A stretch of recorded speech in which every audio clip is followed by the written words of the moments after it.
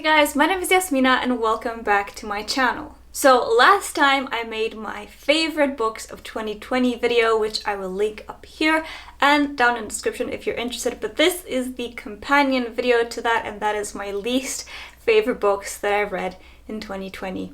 Now, only 2 of these books actually came out in 2020, the rest are just books I happened to read during the year of our Dark Lord 2020. I usually don't like to make these kinds of videos. I try to be more positive on my channel rather than negative towards books on my channel, but it just so happened that this year I really read some books that just didn't sit too well with me, and for some of these I have reading vlogs and reviews for. There's not that many of them, thankfully, so this video will be quite quick, but I just wanted to talk about these books anyway, so without further ado, let's get into my least favorite reads of 2020. So, this is a book that I reread in 2020. You can see I have a lot of tabs and also a very long reading vlog and review of Twilight by Stephenie Meyer, and I reread Twilight this year as an adult, and well, I think you should go watch that video if you want my full thoughts on it, because I don't want to get into too many details in this video. Yeah, Twilight.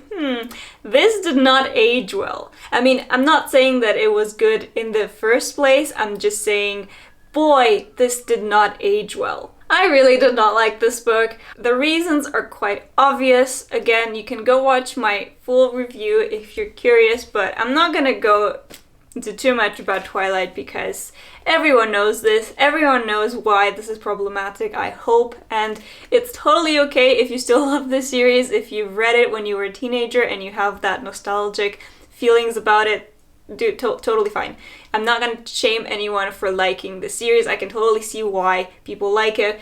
It's just that I didn't, and I think it has some problematic elements to it, and so of course it was gonna be in this video. What was also going to be in this video is Midnight Sun by Stephenie Meyer, the sequel to Twilight, which is Edward's point of view of the same events of Twilight that came out in 2020. Again, I have a reading vlog and review of this because for some reason I decided it was gonna be a good idea. After reading and really not liking Twilight, I thought, why not read this? Surely 20 years after, this would be better, right? Right? Spoiler alert, no. No, it wasn't. And also, I mean, it's 3 times as long for the same story. It was slightly better than Twilight, but again, if you want my full thoughts, go watch my reading vlog of it. Even though it was a little bit better than Twilight, it still had the same things about Twilight that I didn't like, except Bella's point of view, which, to be fair, was one of my big issues of Twilight, so at least it didn't have that. We had Edward's point of view, and Edward's point of view is definitely better than Bella's point of view, but at the same time, still no.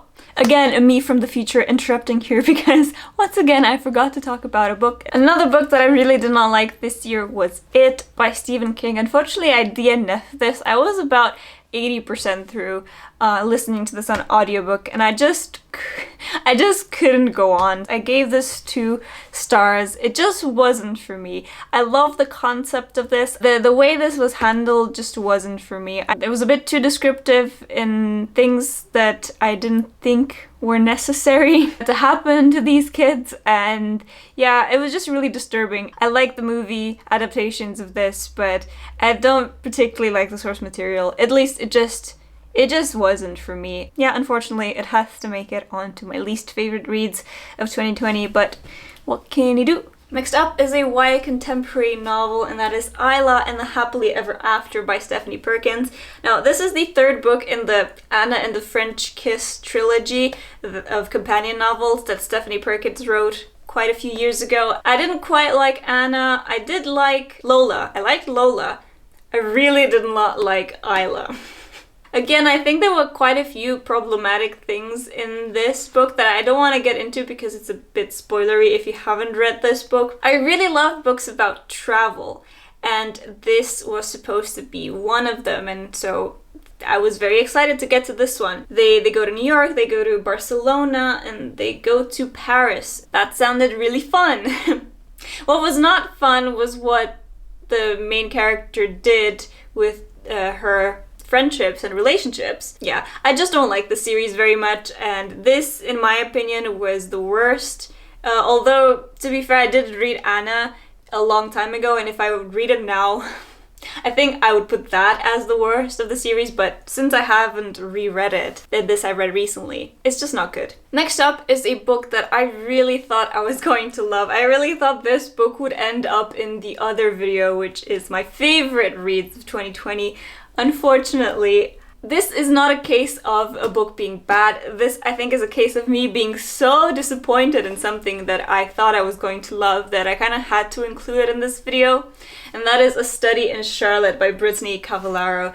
This is a Sherlock Holmes retelling where the main character is the great-great-grandson of Dr. Watson, and the secondary character is the great-great-granddaughter of Sherlock Holmes, and they meet at this school, and then they start being detectives and following in their great-great ancestors' footsteps and actually solving a crime that happens at the school. Now that premise is fantastic, and that's why I thought I was going to love this book, because I love detective stories, I love mystery novels, especially in YA settings. I just did not like these characters. Oh my god, I was so, especially Charlotte Holmes, which is the granddaughter of Sherlock Holmes. She's supposed to be like Sherlock Holmes, but for some reason, like, I understand that Sherlock Holmes is not really a likable character, but at least in the show, and even in the books, in the original books, I feel like you still like him despite all of the obvious things that he does that aren't good and not likable. But for some reason, Charlotte Holmes really, really rubbed me the wrong way. I did not like her character, and I did not like the main character's attraction to her. I just didn't really get it. I was just disappointed in this book, and I also feel like for a detective story and a mystery, I feel like it was really slow at parts and it kind of dragged unnecessarily. I think it's a trilogy, but unfortunately I don't think I'm going to continue on with this series. Sad. Okay, and the last book in this video, like I said, this was not going to be a long video. The last book is again one that I was really hoping I was going to love and would end up putting in my most favorite books of 2020. But here we are. I also have a review and a reading vlog of this book. I'm not sure if I will publish that before or after this video, but either way, I will link it in the cards and down in the description whenever that's available. So please do go check that out if you want my full thoughts on this book. This is a 2020 release, a very anticipated 2020 release by a lot of people, and also by me, alas. A Deadly Education by Naomi Novik. I am so sad to have to put this in this video, but I just... Okay, so A Deadly Education is a dark academia book. It's a dark magic school book about the Sholomance. So this is a reinterpretation of the Sholomance legend, which is a Romanian legend. I am Romanian, so I was very anticipating this book. I was very much anticipating this book because of that. It really failed to deliver on so many different levels. Please go watch my in-depth review on it because it's not spoilery. I try to keep it spoiler-free, but I do go into a lot of thoughts because I had a lot of thoughts while reading this book. I was so disappointed. It made me so sad. The thing is, the premise of this is fantastic. This is a school that is trying to murder its students. The way to pass the exams of the school is basically to survive long enough to graduate from the Sholomance, and the school is trying to kill its students through very creative ways. My issue with this book is that we barely get to see these things. I think there's like 1 or 2 scenes where we're actually seeing these things happen. The majority of this book is the book telling us things that have happened, and also the main character complaining constantly about literally everything. I think from all of the books in this video, this is the one that hurts the most because I think it had such a great premise, it had such great potential, and it failed to deliver in ways that make me angry as a writer. And also as someone who, is interested in this legend and wants to write about this legend as well, because I think it's a fantastic story, the original story. Even disregarding the fact that she didn't go with the original story, that's fine, you can do whatever you want. It's folklore, you know, you can reimagine it in any way, which she did. But she failed to deliver in her own reimagining. And it just made me sad.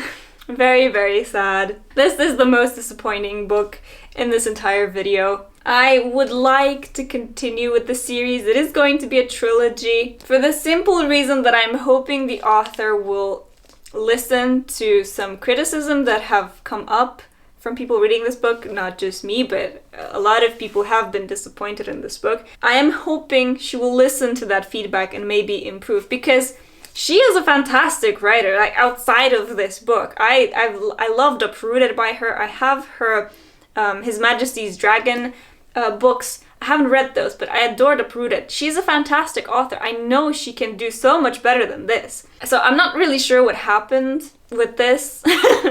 Not good. Not good. So that's it. These were the most disappointing books that I read in the year of our Dark Lord 2020. To be fair, there weren't that many books. Like I said in my previous video, I think I read about 37 books this year, 17 of which were in my most favorite books of the year, and these 5 are my least favorite books of the year, so, you know, that's a pretty good ratio, to be fair, so I'm not that mad about it. But of course, I don't want to discourage you from reading any of these books. That's why I didn't really go into any spoilers or anything like that. I'd be very interested to know your opinion if you've read any of the books in this video.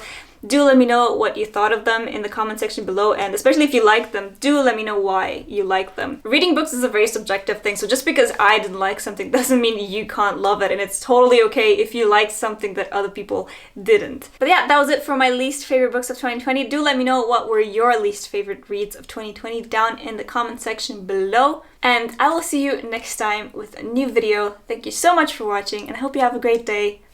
Bye!